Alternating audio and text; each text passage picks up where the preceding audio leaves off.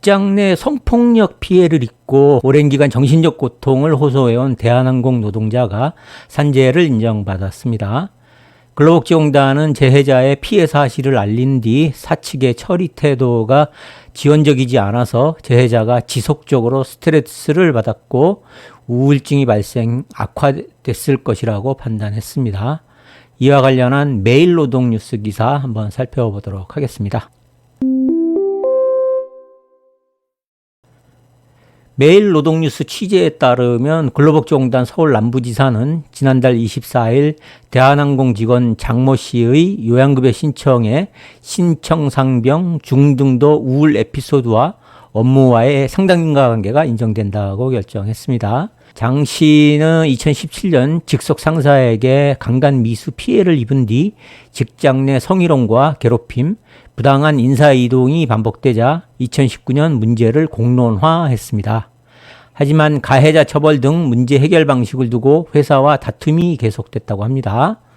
재해자는 급성 스트레스 반응, 비기질성 불면증, 중등도 우울 에피소드를 진단받고 올해 3월 근로복지공단에 산재를 신청했습니다.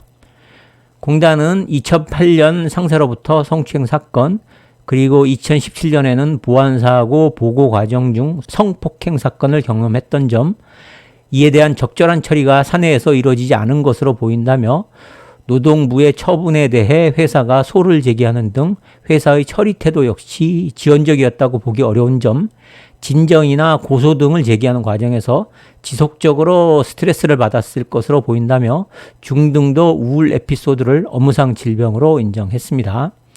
단 인사이동과 업무 배제의 경우 명확한 근거가 없어 스트레스 정도를 파악하기 어렵다고 봤습니다. 고용노동부 중부지방고용노동청은 지난해 5월 성폭력 가해자에게 아무런 조치를 취하지 않은 대한항공의 시정지시와 과태료 처분을 했습니다. 회사는 노동부의 시정지시사항은 이행했지만 과태료 처분에는 불복해 행정소송을 제기했고 결국 과태료 처분은 취소됐습니다.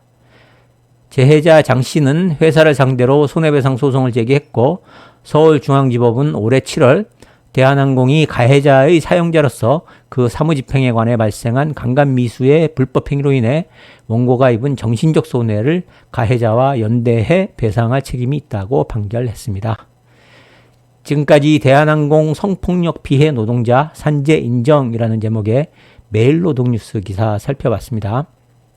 원칙적으로 직장 동료로부터 성폭행을 당했다고 해도 특별한 경우가 아니라면 성폭력 피해 자체가 산재로 인정되지는 않습니다. 업무와의 인과관계를 인정하기가 쉽지 않기 때문인데요. 다만 이번 사건의 경우에는 직장 내에서의 성폭행 피해 자체가 산재로 인정받았다기보다는 성폭력 피해자에 대한 회사의 후속 조치가 미흡했고 이로 인한 정신적 피해를 산재로 인정한 것으로 보입니다. 이상 오늘의 산재 뉴스 시간 마치도록 하겠습니다. 감사합니다.